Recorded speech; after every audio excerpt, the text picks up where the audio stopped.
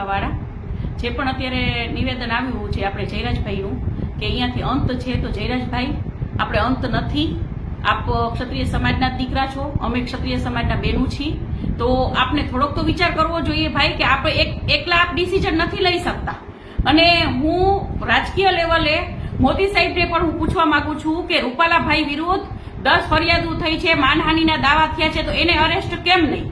કેમ? આમાં હું એ પ્રશ્ન કરવા માંગુ છું કે રાજકીય લેવલે કોઈ પણ ગુનો કરી શકો છો, એ બધાને ગુનો કરવાનો હક છે. તો આટલો બધો મોટો ગુનો જે રૂપાલાભાઈ જે બોલ્યા છે, જે અમારા માન ઉપર ગયા છે, અને આજ રાજપૂત ક્ષત્રિયના બહેનો નહીં, કોઈ પણ બહેનો, કોઈ પણ સમાજના બહેનો વિશે આ નથી બોલી શકાતું રૂપાલાભાઈને. તો રૂપાલાભાઈએ શું એવું સારું કામ કર્યું છે?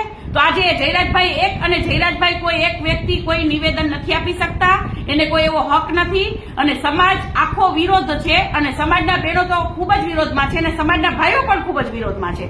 તો અમે આ જયરાજભાઈનું નિવેદન નહીં ચલાવી લઈએ, અને માફી તો આપવાની જ નથી. માફી તો રૂપાલાભાઈ 5 નહીં 500 વખત માફી ને તો પણ એને માફ નથી.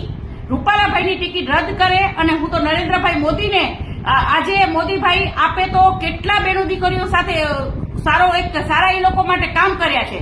તો આપ તો સમજો કે અમે બહેનો દીકરીઓ આપની પાસે ભીખ નથી માંગતા, અમે આપની પાસે ન્યાય માંગીએ છીએ, અને અમને ન્યાય મળવો જોઈએ. રાજપૂત ક્ષત્રિય સમાજને ન્યાય મળવો જોઈએ કે કોઈને પણ હક નથી, રૂપાલાભાઈ નહીં, અમારા ક્ષત્રિય સમાજના દીકરાને પણ કોઈ હક નથી કે કોઈ પણ બહેનો દીકરીઓ વિશે બોલે, કોઈ પણ સમાજના બહેનો દીકરીઓ વિશે બોલે.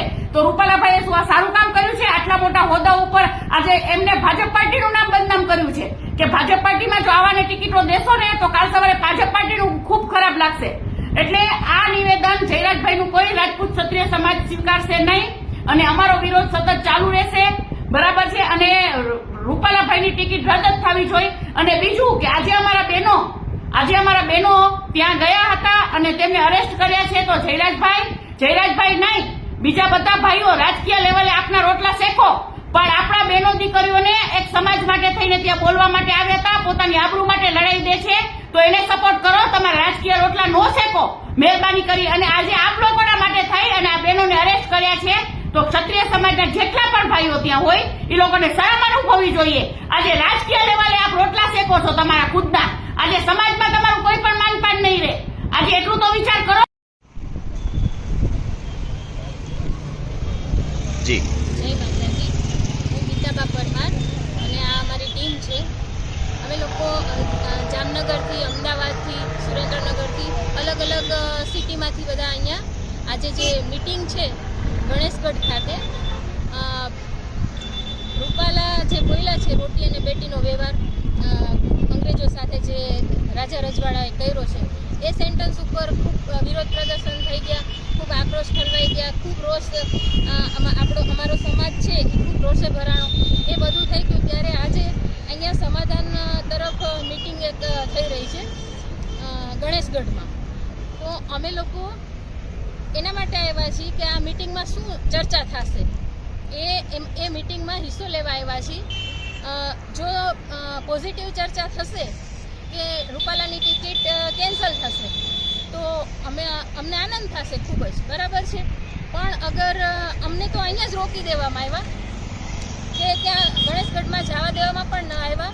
ગણેશગઢ તો શું, અમને આ શેવડા ગામમાં પણ જવા દેવા નથી આવ્યા, અમને અહીંયા જ ઊભા રાખવામાં આવ્યા છે. તો આના ઉપરથી એ તો વસ્તુ નક્કી થઈ ગઈ કે આપણી ફેવરમાં કોઈ વસ્તુ થવાની છે નહીં. અને પોલીસ છે એ જે રાજકીય ઇશારે કામ કરી રહી છે, અને અમને અત્યારે રોક્યા છે પોલીસે. ક્ષત્રિય સમાજ તરફથી તમે શું મેસેજ આપવા માંગો છો ભારતીય જનતા પાર્ટીને? ભારતીય જનતા પાર્ટીને એટલો જ મેસેજ આપવા માંગી છે કે અત્યાર લગી ક્ષત્રિય સમાજ છે ને એ ભારતીય જનતા પાર્ટીની પાસે જ પડખે જ રહ્યો છે. અને અમારા ભાઈઓ, બધા ભાઈઓથી માંડી બહેનો સુદ્ધા એ ભારતીય જનતા પાર્ટીને વોટ આપે છે, ભારતીય જનતા પાર્ટી માટે કામ કરે છે. અત્યારે ઘણા કાર્યકર્તાઓ અમારા બહેનો પણ છે ને ભાઈઓ પણ છે. શું આમાં નિર્ણય નહીં લેવાય તો તમે શું પગલાં લેશો? નિર્ણય નહીં લેવાય ને તો અમે જબરજસ્ત પગલાં લેશું. રૂપાલાની ટિકિટ તો કેન્સલ થવી જ જોઈએ. જો અમારી બહેનો એક જ માંગ, અમારા બહેનો તરફથી ઉગ્ર આંદોલનો પણ થશે, અને આગળ જે થશે એના માટે જે અત્યારે અંદર બેઠેલા છે એ લોકો જવાબદાર હશે. એમને પક્ષમાંથી સભ્યપદ એમનું રદ થાય અને એમની ટિકિટ રદ થાય એવી તમારી માંગણી છે? હા, સભ્યપદ રદ થઈ જાય, ટિકિટ રદ કેન્સલ જ થઈ જાય